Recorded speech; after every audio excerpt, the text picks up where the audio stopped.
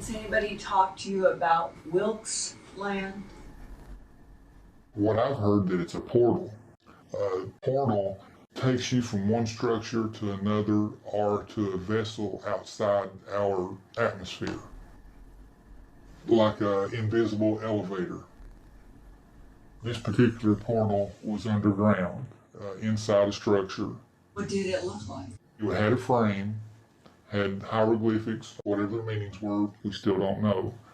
But the structure or the A moon pool.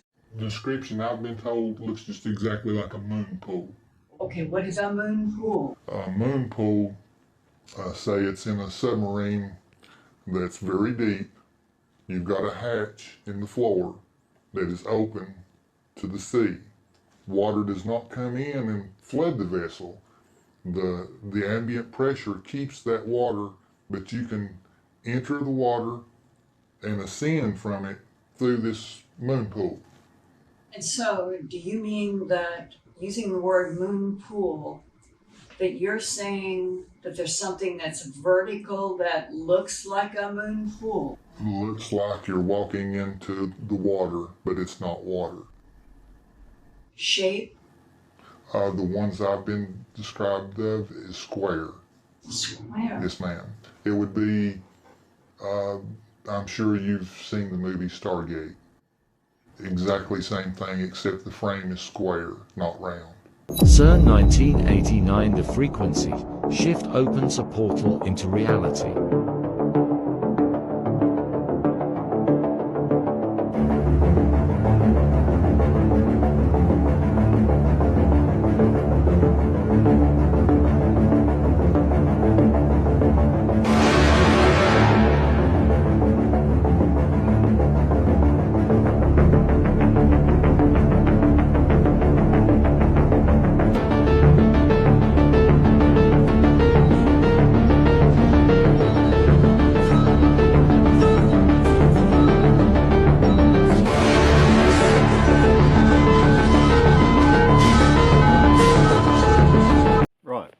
We're back after our intermission slap.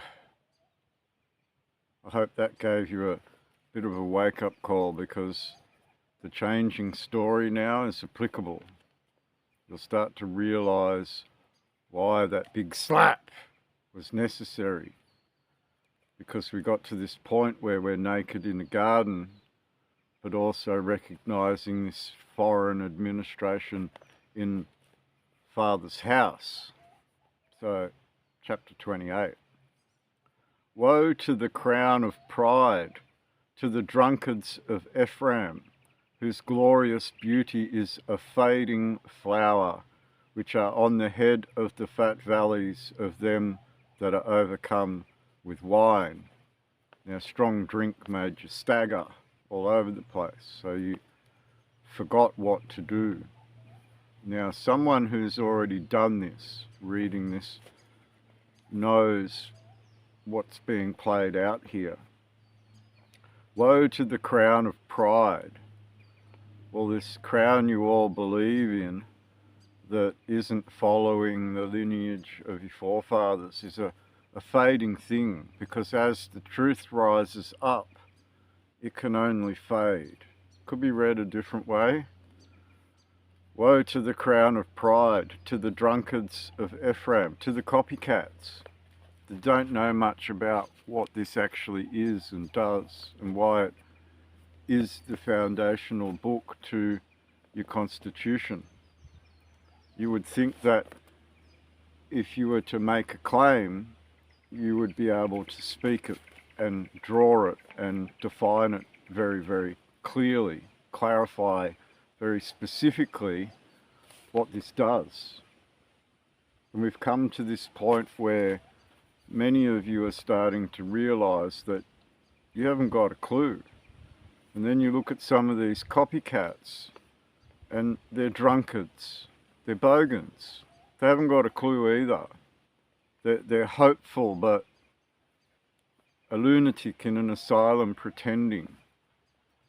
Behold, the Lord, capital L lowercase, hath a mighty and strong one, which italics, as a tempest of hail and, italics, a destroying storm, as a flood of mighty waters overflowing, shall cast down to the earth with the hand of God, the hand of time. The crown of pride, the drunkards of Ephraim, shall be trodden under feet. All you fakers will be forgotten. Or all you in line of authority will be forgotten, trampled under feet. You are nothing when it comes to the foundations at law and the foundations in defense, defenders of the faith. You haven't got a clue what you're doing. So you will be nothing. And if you're not careful, you'll own nothing, and you better get used to enjoying it. And the glorious beauty which is, italics, on the head of the fat valley shall be a fading flower, and, italics, as the hasty fruit before the summer, which, when, italics, he that looketh upon it seeth, while it is yet in his hand, he eateth it up. In that day shall the Lord, all caps, of hosts, be for a crown of glory, and for a diadem of beauty unto the residue of his people.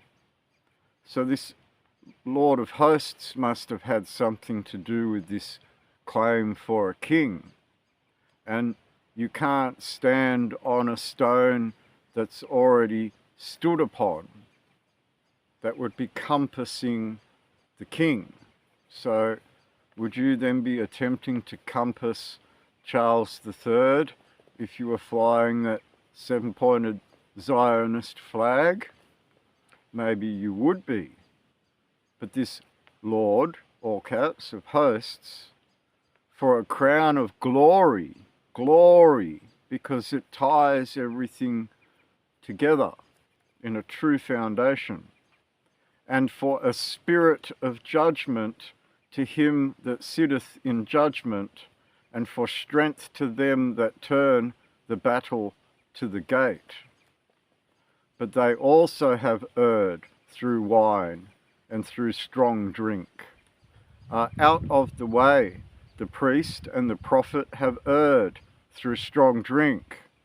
They are swallowed up of wine. They are out of the way through strong drink.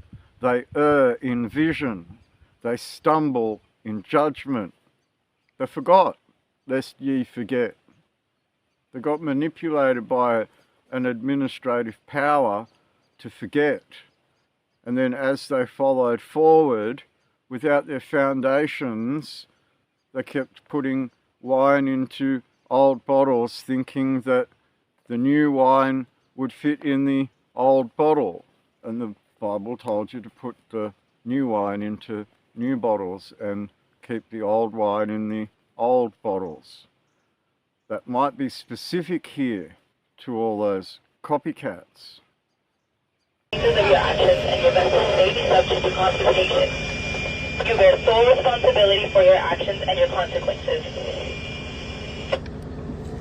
Israeli Navy, this is a civilian vessel, Handala. Let me give you a lesson in international law.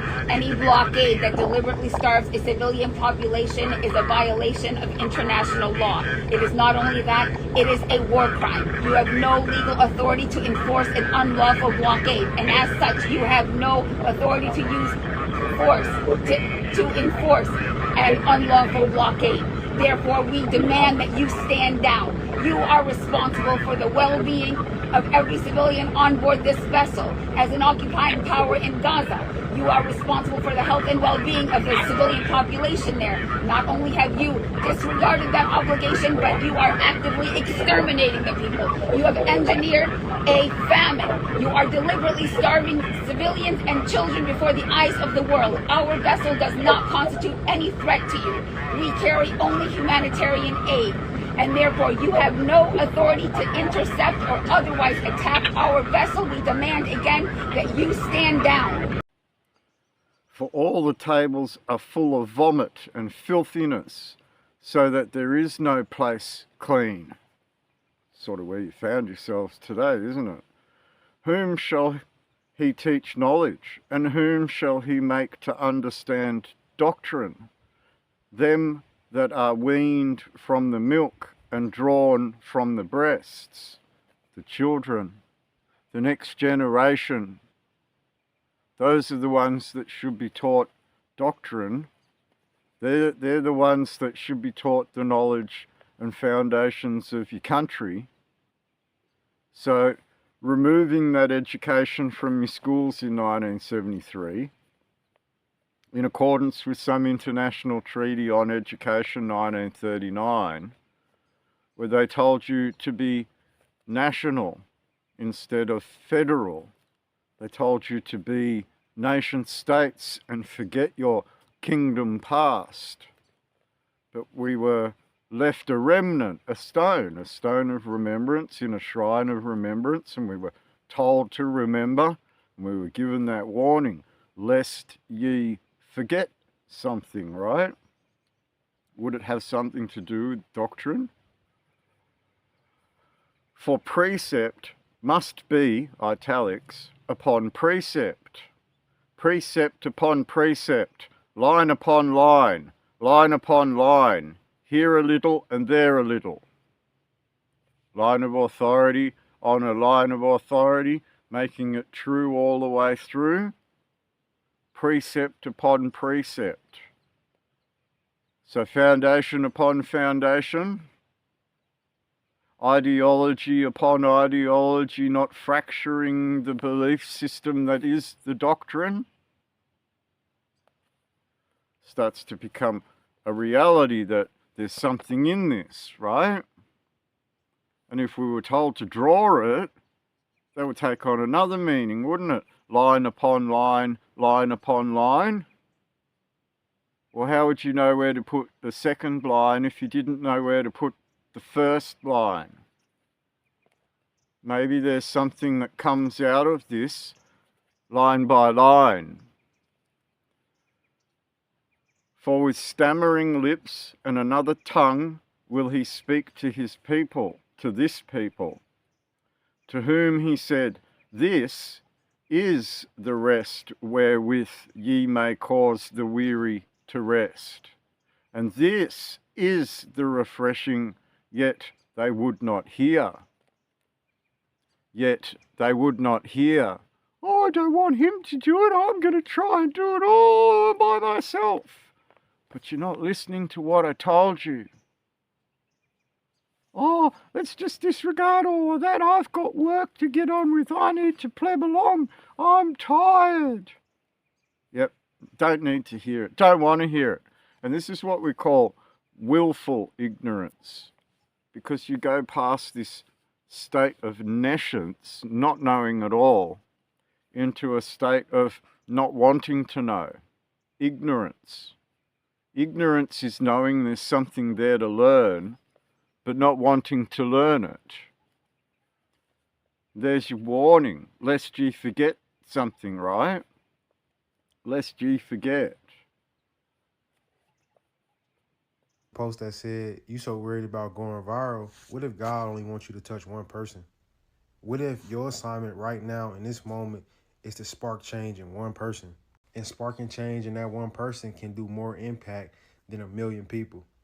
Like, you just focus on the assignment rather than the outcome, bro. Because believe it or not, you might have been already sharing your creativity with the world or doing things that you felt called to do. And believe it or not, it's making change in people. Whether they acknowledge it or say it publicly or not, they might be taking in what you're saying and trying to apply that to their daily life. And that right there is impact. You don't be so focused on the virality right now, because what if God wants you to touch one person? That they might go and fall backward and be broken and snared and taken. Wherefore hear the word of the Lord, all caps. ye scornful men that rule this people which is in Jerusalem. So we're talking to these other crown, aren't we? Woe to the crown of pride, for the Lord of hosts made it a crown of pride. The Lord of hosts made it a crown of glory rather than a crown of pride. Would that be the army? Would that be the parliament? Would that be the courtrooms? If they have a crown of pride and a fractured line of authority, would the Lord of hosts have established something true in a crown of glory, which would then overwrite what they believe with factual evidence of truth? Would that have been established out of the shrine of remembrance? Because ye have said, we have made a covenant with death, and with hell are we at agreement. When the overflowing scourge shall pass through, it shall not come unto us, for we have made lies our refuge, and under falsehood have we hid ourselves. Like Pauline Hanson, under falsehood, hiding behind a government with power, not a right, not a right. We have made a covenant with death, moneylender, dead legal fiction, and with hell are we at agreement. So you've left heaven to join hell with all the other dead on this foreign crown, this crown of pride. And then this crown of glory comes up underneath and says, oi, what about us? Did you remember us, lest ye forget something? And then when that happens, this falsehood becomes apparent. The Australian government is a false line of authority. The Great Seal of Australia is a false line of authority. So we start to see this separation now in these occupied or money lender, IMF, and you. Therefore, thus saith the Lord God, capital L, lowercase o-r-d, all caps G-O-D, behold, I lay in Zion for a foundation stone, a tried stone, a precious cornerstone, a sure foundation. He that believeth shall not make haste. So, if someone's done all of these things linked to this stone of remembrance, and it's against the law to compass that, Section 12 of the Crimes Act New South Wales says that it's against the law to undo what I did. It's also against the law to try and redo what I did. It's also in your absolute disgrace not to recognise what it is and be faithful to it. Faithful to it. There's only one man in the last 20 years that stood up and defended it, and all you've ever wanted to do is copy it, tear it down, mock it, etc. Until you've come to this point where you realise something's really, really wrong in your country, and you're watching this government serve everything else except for you. And it becomes apparent that what I've been speaking for 20 years now is relevant. 20 years since it was on the courtroom record, 20 years since James Francis stood up with us, 20 years since all these things happened. Right?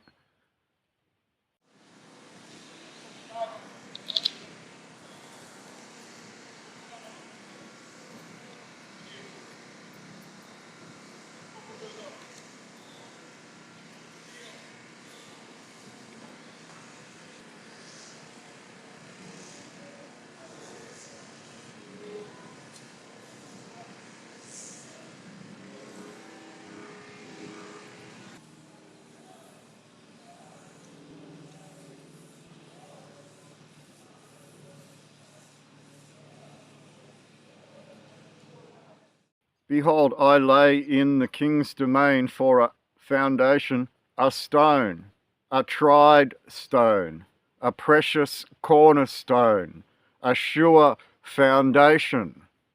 He that believeth shall not make haste. He that see it, join in immediately. Don't make haste, don't wait. Judgment also will I lay to the line, and righteousness to the plummet. And the hail shall sweep away the refuge of lies, and the waters shall overflow the hiding place. Refuge of lies. Would that be one of the reasons why I've stood here for so long, in truth, unbattered by all of your bullshit that you try and play on the outside? I don't get tainted by all of that.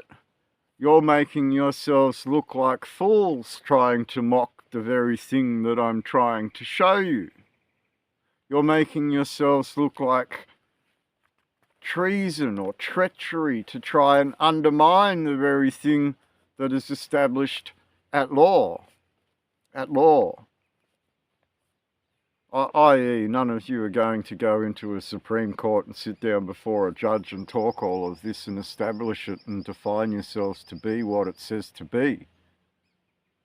You're pretending. You're pretending.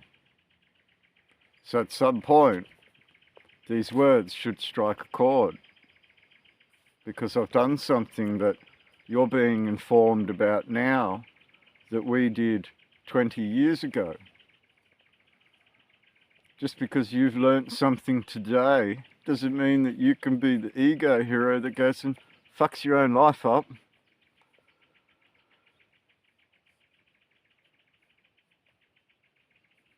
And your covenant with death shall be disannulled, and your agreement with hell shall not stand. When the overflowing scourge shall pass through, then ye shall be trodden down by it. Your covenant with your dead legal fiction, the Australian citizenship, according to the Citizenship Act of 1948, your United Nations slave ticket to join the slave ship.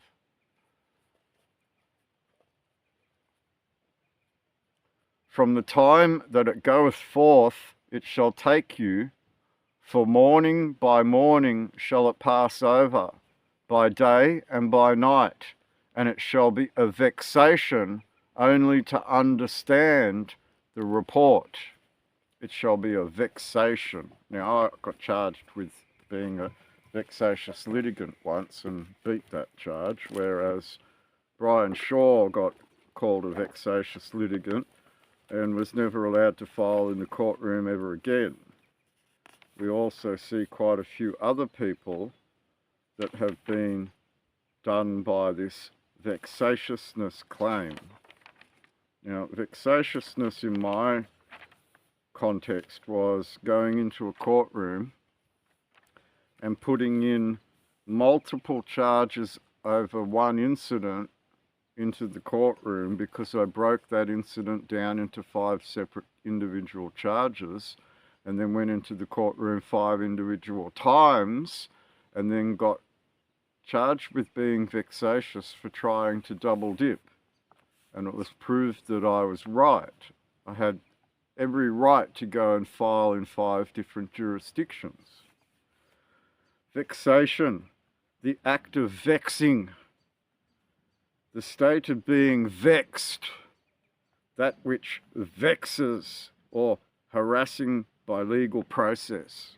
Vex, to make angry by little provocations, to irritate, to torment, to grieve, to distress, to disturb, to agitate. So when you go and make videos dissing someone else, you're vexing them. So you might be vexatious. And if you're a vexatious litigant, you might be provocating either the court or the defendant. vexatious, causing vexation, distressing, harassing, annoying, teasing, full of trouble or disquiet. Vexatiously, in a manner to give trouble or annoyance. Vexatiousness, the quality or state of being vexatious. Vexed, annoyed, troubled, worried, debated, contested, unsettled. Vexer, one that vexes. Now, do I feel vexed by all of your false bullshit? No, not at all. Are you vexatious for trying to undermine and defame other people's characters? Possibly. We look at this in total, right? And we put this in context.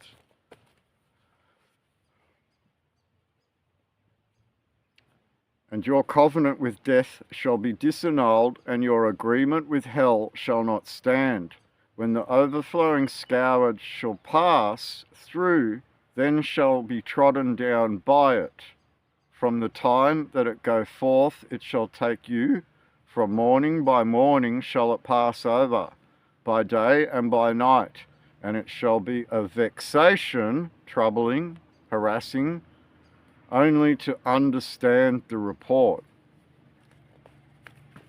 These things were done. Go and see them with your own eyes. Do you feel vexed or troubled because they exist? For the bed is shorter than that a man can stretch himself on it, and the covering narrower than that he can wrap himself in it. For the Lord, all caps, shall rise up as in Mount Perazim. He shall be wroth as in the valley of Gibeon, that he may do his work, his strange work, and bring to pass his act, his strange act. Strange because it doesn't fit into your normal everyday mental thought process to go through these things. Now therefore, be ye not mockers, lest your bands be made strong. For I have heard from the Lord God, capital L lowercase o-r-d, God, all caps, of hosts, a consumption, even determined upon the whole earth. If you're going to drop the phone, look after yourself. Yep. They're just camped up. Both of them. Mate, have you got any more trees behind you? Nah, not a lot. He's coming over. Should I run? Have you got trees behind you and you trees back in the car? Yeah, maybe. Mate, do they know where you are? Yes, they do.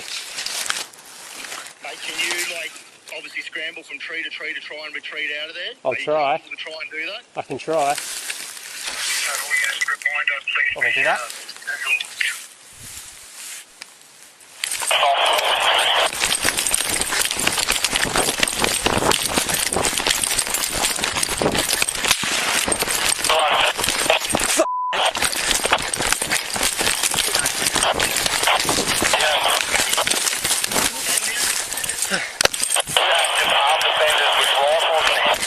They're coming, they're shooting. The other two officers.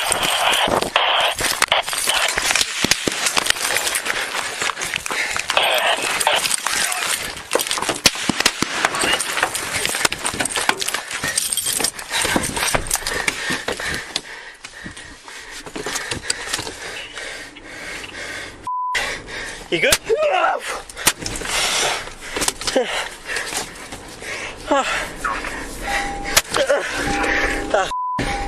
I think I'm being shot.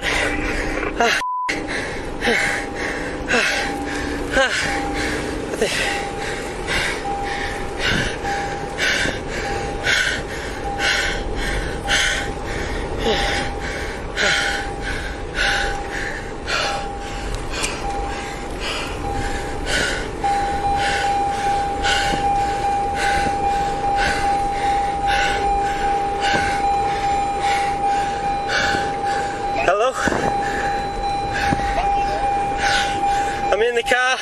away. Oh, I can't hear because of the firearm shots. Oh. Hello? Are you there, buddy? Yeah.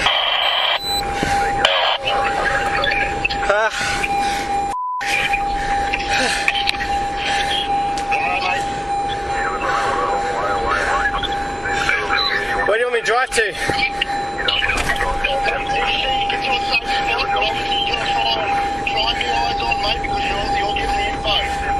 Yeah, well, there's two of them. I think I've been shot. I don't know where. They've got multiple shots on the window of the car, but I had to drive away a bit. I've lost the shoe. I've got blood on my face. I don't know where I've been shot. Now we come back.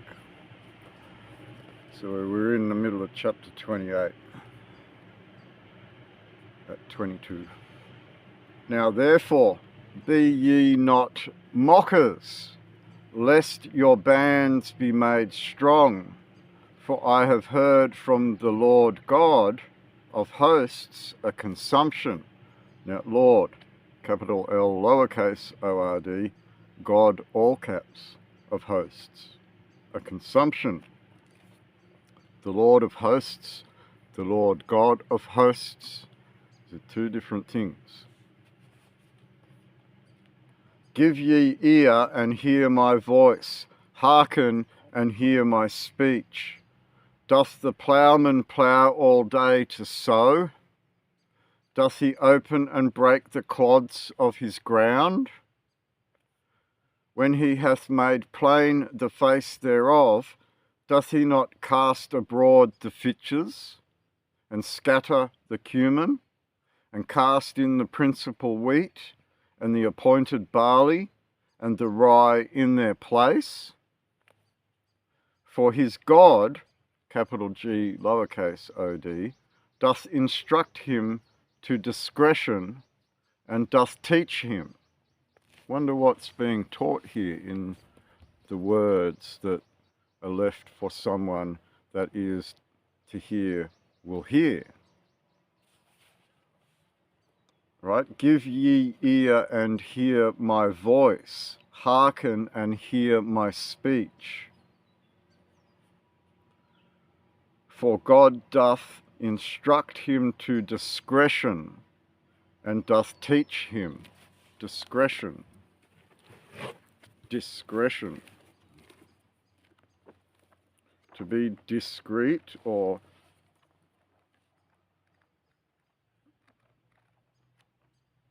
was reported at that time that you had a number of meetings with Jeffrey Epstein, who, when you met him 10 years ago, he was convicted of soliciting prostitution from minors.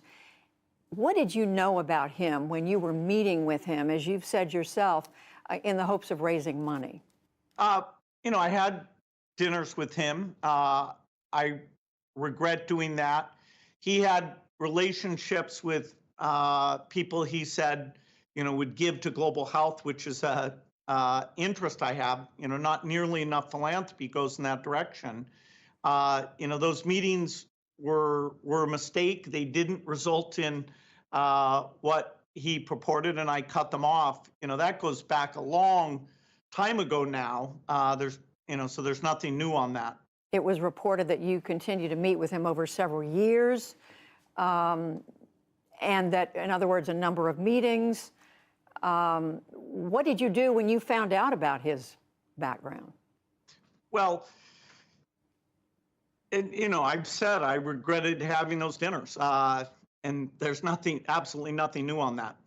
Is there a lesson for you, for anyone else looking at this? Well, he's dead, so in general, you always have to be careful. I'm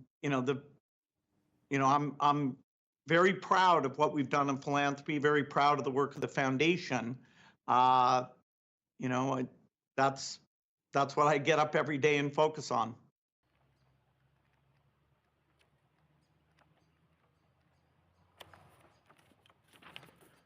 discretion.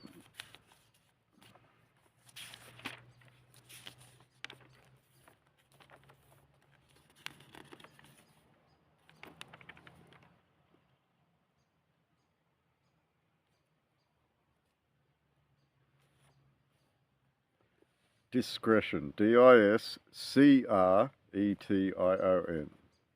Prudence, sagacity, liberty to act according to one's judgment. At discretion, according to one's own judgment. According to one's own judgment. For God does instruct him to discretion, according to one's own judgment, and doth teach him. Bread, corn is bruised, because he will not ever be threshing it, nor break it with the wheel of his cart, nor bruise it with his horsemen.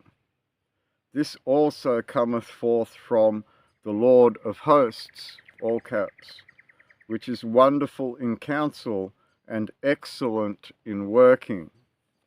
Wonderful in counsel. Now, we already went past 9:6, which said that we shall call him, for unto us a child is born, unto us a son is given, and the government shall be upon his shoulder, and his name shall be called Wonderful, Counselor, the Mighty God, the Everlasting Father, the Prince of Peace. A child is born, Christ. We bore a cross.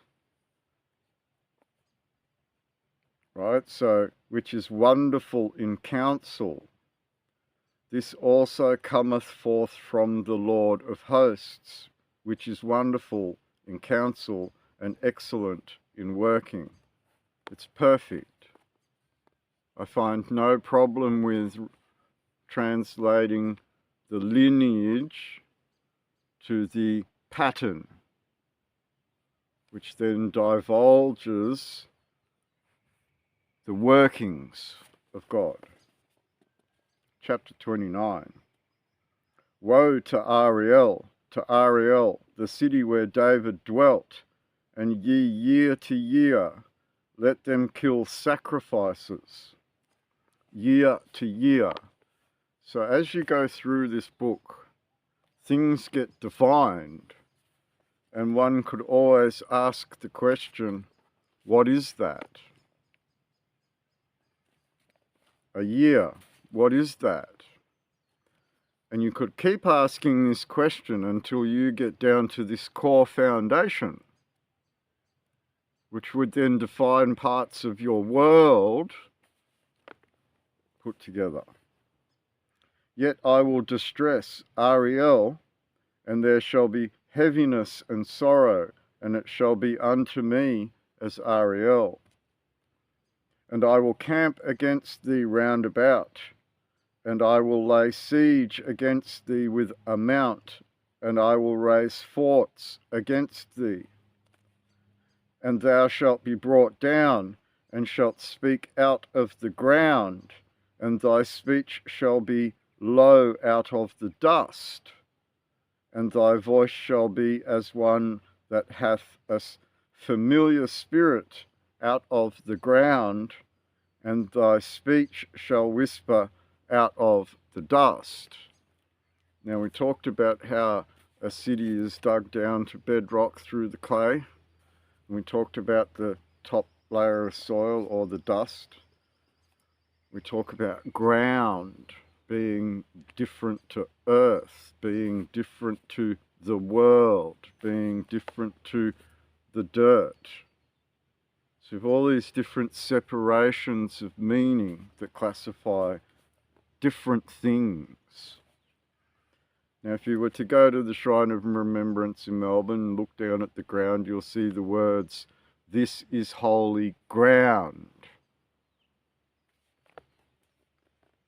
Right? Out of the dust, a familiar spirit, the spirit of your Anzac that boil out of that flame, should be typical of a burning bush that spoke to Moses. All of those spirits of the dead going, "Oi, Tard, remember, lest ye forget, remember, flickety flickety flame, flame, flame, remember, take me back into the shrine, I'm kind of naked out here."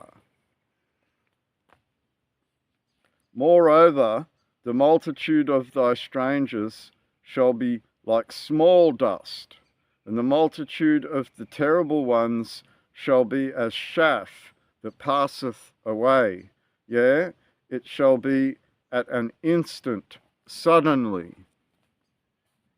This is where, as a group, you mind wake up. I'm not them. I'm not them. I'm not the shaft. Right? We were told to grow both up and pull the chaff out.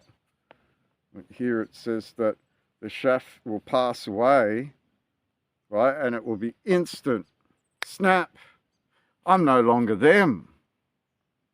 I know who I am, and we're not them. Instantly. Shall be at an instant suddenly. So, all of a sudden, in the flick of a switch, your brain goes, I'm not them. I know what's going on now. They occupy us. What concerns me as an Indigenous Australian, as a member of this Parliament, is the ideological way in which Indigenous Australians are objectified, and I mean in such a way that we are used as a political token for political point scoring. The idea of welcome to country has become exactly that. And what we do need to recognise, and it's important for all of us as leaders of this nation to recognise, is the reinvention of culture which diminishes traditional culture. And for those who still live close to traditional culture, within cultural confines, their day-to-day lives are dictated by it. They speak their language. They're often spoken about in very romanticised terms, and the use of acknowledgements really does absolutely nothing to improve their lives, has done nothing to improve their lives. And to be quite honest, as a woman of Indigenous heritage, but first and foremost as an Australian, I am absolutely done with the virtue signalling that takes place.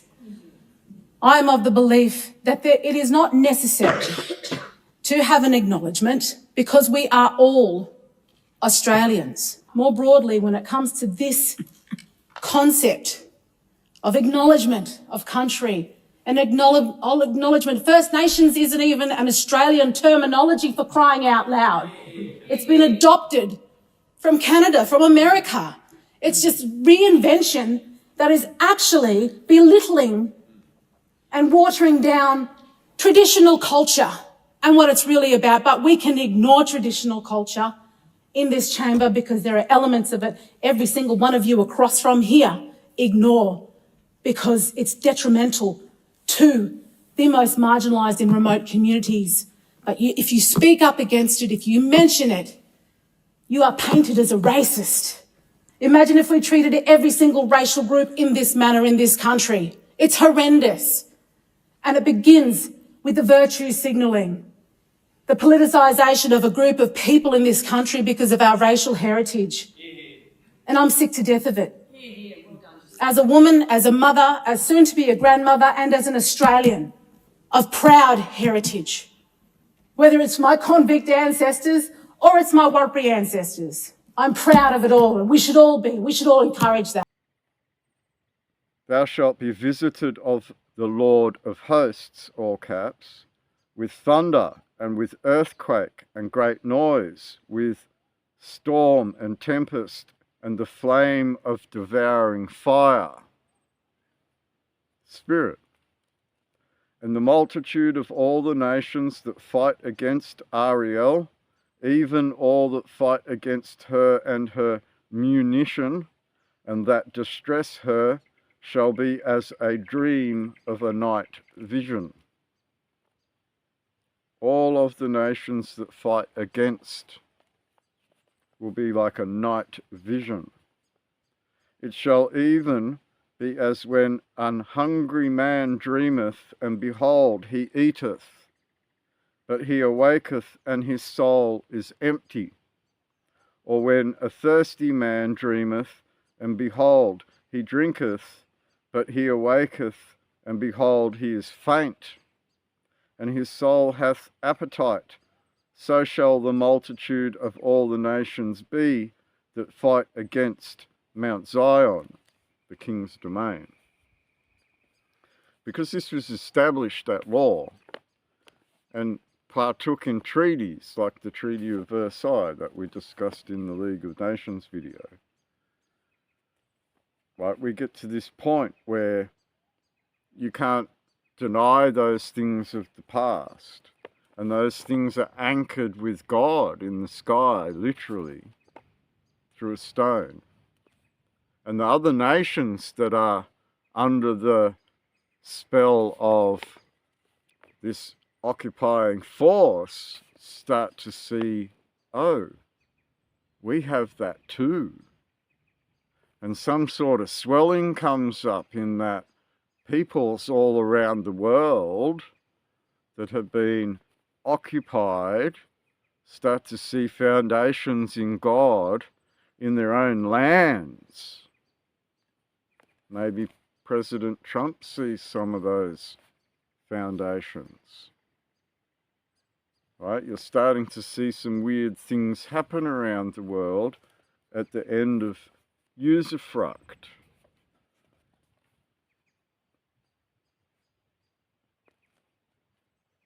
Stay yourselves and wonder, cry ye out, and cry, they are drunken, but not with wine. They don't follow a true line. They stagger all over the place. Right? You look at Pauline, who has no salt. Her loyalties are wherever the next thing is. They're not in a stone, a kingdom. They're not in a king's domain. They're not in Zion. Right? They are drunken, but not with wine, without wisdom. They are unwise.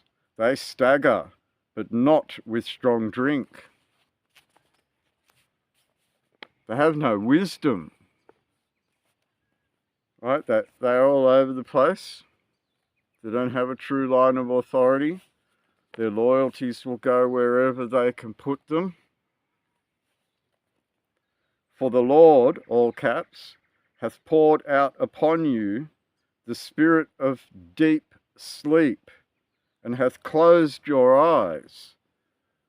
The prophets and your rulers, the seers, hath he covered. Put you into a deep sleep, and then called you woke, because you weren't awake. You were struggling up against this oppression, but you weren't awake to what you were before this oppression came down upon you, which then put you into this realm of lunacy, the moon, the man in the moon. And the vision of all is become unto you as the words of a book that is sealed, which men deliver to the one that is learned, saying, read this, I pray thee. And he saith, I cannot, for it is sealed. Right? A vision of all is become unto you as the words of a book that is sealed. A vision starts to appear in front of your eyes from a book that is sealed. Would that be these instructions that we're talking about in the previous sentences. And the book is delivered to him that is not learned, saying, Read this, I pray thee. And he saith, I am not learned.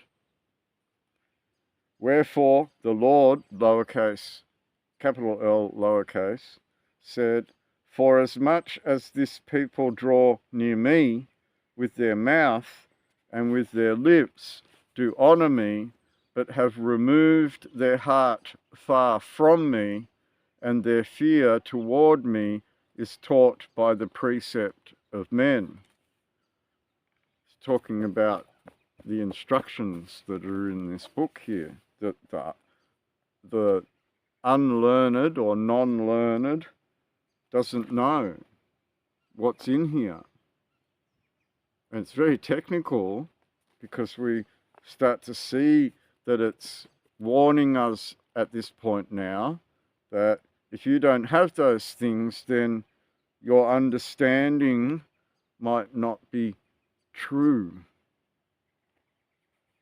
Right? So, wherefore the Lord said, Forasmuch as this people draw near me, italics, with their mouth and with their lips do honour me, words spoken, but have removed their heart far from me, don't have understanding, believe in something false here, instead of God, king, country, instead of defence, the city, foundations, the ability to lay out a city. Something about a neighbour that's very specific. What is it? Have a guess in the comments. Therefore, behold, I will proceed to do marvellous work among this people, even, italics, a marvellous work and a wonder, for the wisdom of their wise men shall perish, and the understanding of their prudent men shall be hid. I will proceed to do a marvellous work among this people. A marvellous work. So we're technically doing things, or have had done things, that when shown to certain people make this undeniable fact, truth, foundation stone. Some Australian units would have their armourers cut the barrel of an SLR right here as short as they could make it, and they would fit a 30-round magazine, and also they would grind off the stop that prevents full automatic. And they gave this weapon the rather iconic name of the Bitch. Out in Vietnam, they would then give this to the point man in the patrol, that's the man who's up front. Upon contacting enemy forces, his job was to fire off the entire magazine to convince the opposing forces that this was not actually a small infantry patrol, but rather a much larger offensive unit. Woe unto them that seek deep to hide their counsel from the Lord, all caps, and their works are in the dark, and they say, Who seeth us, and who knoweth us? Surely your turning of things upside down shall be esteemed as the potter's clay. For shall the work say of him that made it, He made me not? Or shall the thing framed say of him that framed it, He had no understanding? Is it not yet a very little while, and Lebanon shall be turned into a fruitful field, and the fruitful field shall be esteemed as a forest? Now, those that have ears to hear will hear. Lebanon is a creation inside these pages.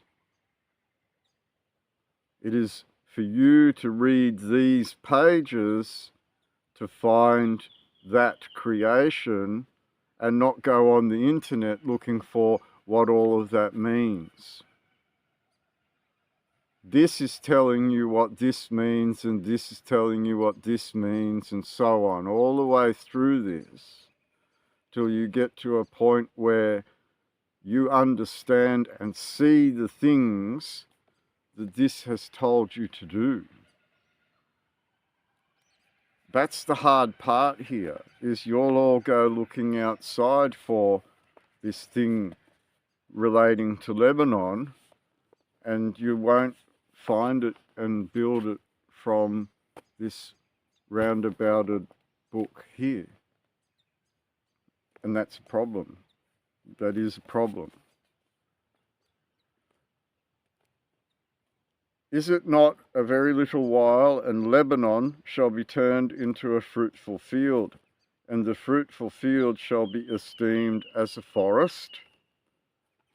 And in that day shall the deaf hear the words of this book, and the eyes of the blind shall see out of obscurity and out of darkness. Now, I've shown some soldiers, like I said, some Royal Australian Regiment soldiers, what that Lebanon is. And then when they see that, it's very clear that this does something, because that single creation is a starting point to do the next things. And given that we're only at chapter 29, there might be a lot more things to do in the other 30-something chapters. The meek also shall increase their joy in the Lord, all caps. And the poor among the men shall rejoice in the Holy One of the sun, the moon, and the stars. The Holy One of the sun, the moon, and the stars. Would that be some sort of thing shown to you, forged out of a stone? For the terrible one is brought to naught, and the scorner is consumed, and all that watch for iniquity are cut off. I know something then. I've done something. And all those that mock it, we already discussed those that mock it, told you not to mock it because that's who you were. That's what this country is as a people. So you've gone through this mocking. Now you've gone through these scorners, right? The terrible one is brought to naught, and the scorner is consumed. That make a man an offender for a word, and lay a snare for him that reproveth in the gate, and turn aside the just for a thing of naught. There's no point in doing that stuff. You end up with nothing, because you don't understand or comprehend what this is talking about as we lay down this rebuilding of a country from demise of a currency back into something of wealth, a common wealth, perhaps. Therefore thus saith the Lord, all caps, who redeemed Abraham concerning the house of Jacob, and Jacob shall not now be ashamed, neither shall his face now wax pale. Who redeemed Abraham. That might have something to do with this creation story, which would be a step in that story, right? What was that foundation like at that step? Where are you in your creation to be able to be not of pale face anymore, embarrassed, right? Neither shall his face now wax pale. But when he seeth his children, the work of mine hands, in the midst of him, they shall sanctify my name, and sanctify the Holy One of Jacob, and shall fear the God of the sun, the moon, and the stars. Sanctify the Holy One, yes, your grace, right? Because we're talking about a house or lineage from a story So we've already linked these things to build this line of authority, and we will look at our own history and put this into context. We can see there is a grace, sanctification, sanctify.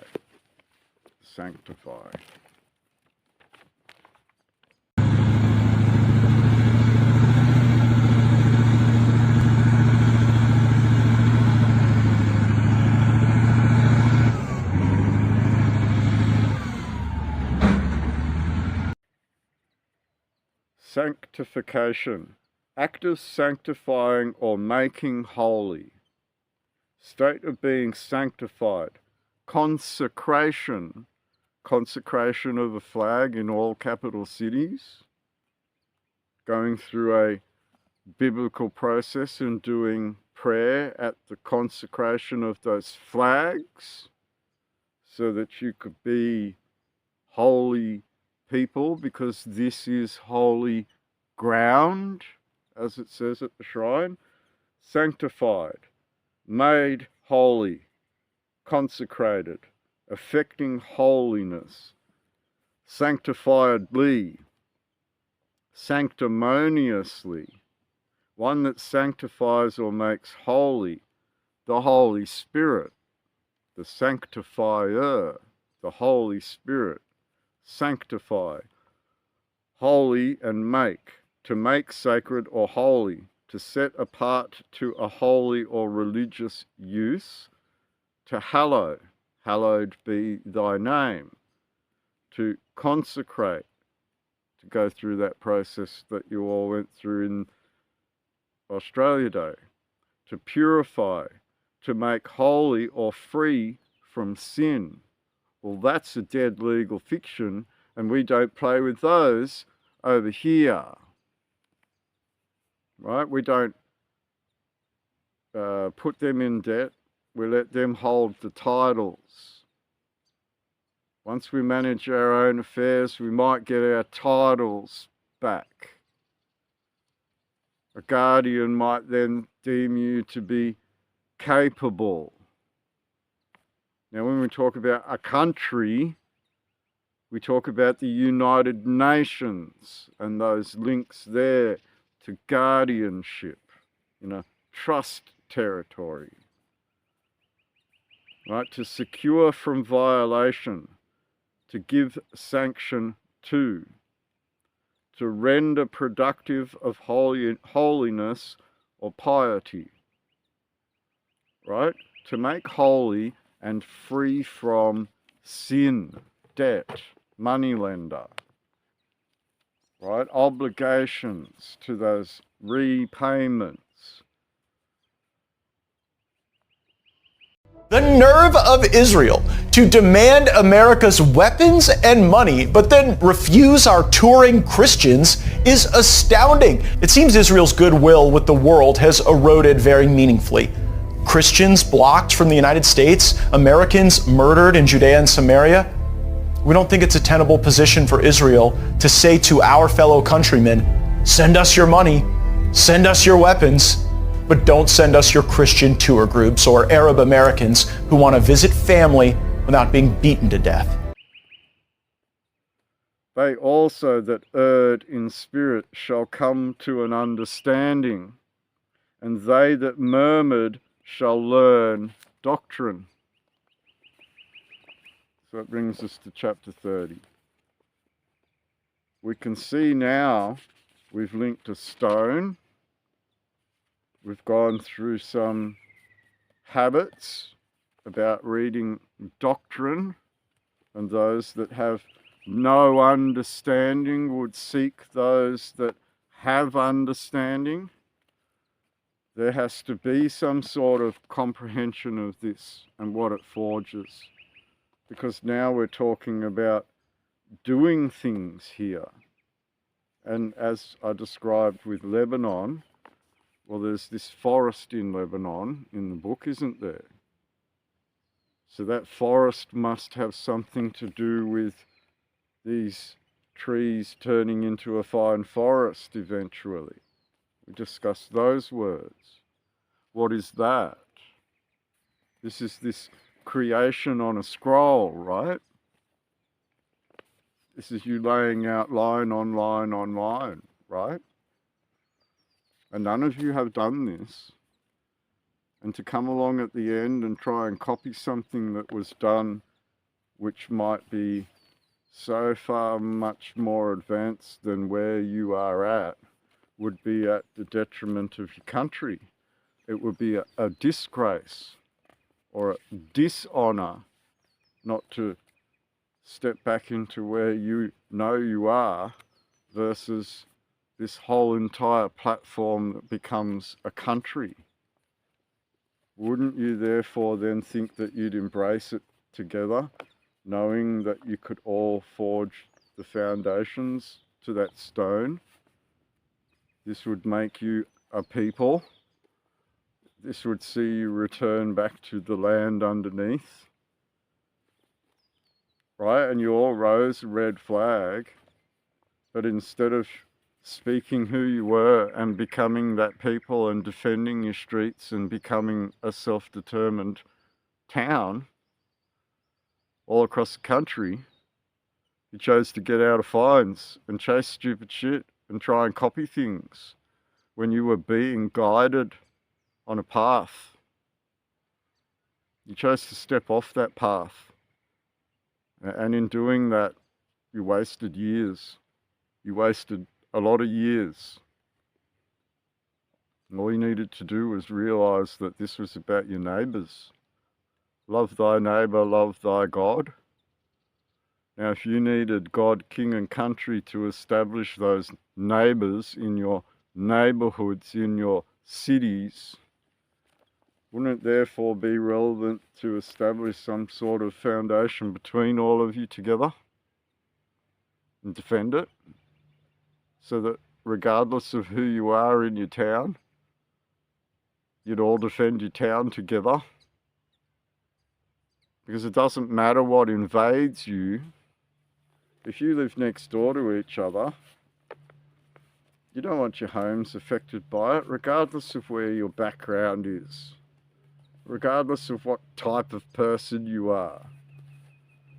The bush doof guy can go and defend the old grandpa down the street. Doesn't matter, does it? This is where you start to realise your community is what's in this. The wealth of you as a people and being founded in your forefathers and the lineage that everyone that sacrifices life and limb for post fact is sacrificing life and limb for the very same stepping stone of lineage all through time. If you fracture that and go and serve someone else, your ancestors stop in time. They stop. What happens from forgetting all of that, moving forward, lest ye forget? So today we saw a stone. Today we saw something wonderful. Today we saw these connections start to come together and start to see there is something to defend. There's a conspiracy theory that Gangnam Style exploded because of bot farms. The first video to hit 1 billion views, it might not all have been humans. People have spoken out and claimed to have worked on that bot farm. I remember when Gangnam Style got started, me and my colleagues were all very busy. Gangnam Style is based on fake views. The first millions were fake for sure. This is who you're arguing with online. It's not a real person, it's a phone stacked in a warehouse, and it's one of thousands pumping out comments 24/7. In fact, next time you're arguing with someone in the comments section, remember that there's a 1 in 3 chance that that's a bot. Studies have suggested that 1/3 of all web traffic is fake. And on social media, that number is likely to be higher. These bots don't sleep, they don't blink, they're there all the time. These bot farms take money to boost certain accounts, or maybe bait certain reactions or boost view counts. Bot farms are networks of real phones or emulators running 24/7 to simulate likes, follows, views, and comments. These setups are massive, sometimes thousands of phones deep. all liking the same post, following the same account, or pushing the same propaganda for whoever's paid for it. They use SIM banks, spoofed IPs, remove command software, and sometimes AI generate real-sounding conversations. So if you've noticed weird replies or comments on some content that you've posted, it could likely be a bot. A lot of bots are also trained to argue or mimic outrage. These are made to stoke division, and they're only getting more convincing as AI starts to learn more and more. These bot farms can make fake trends look real, fake people look popular. They can make fake outrage look like a grassroots movement. It's a lie all dressed up to look real, and people eat it up. So next time you're 10 minutes deep into an argument online, just stop, breathe for a second, and realize that it's good logic that that person might be a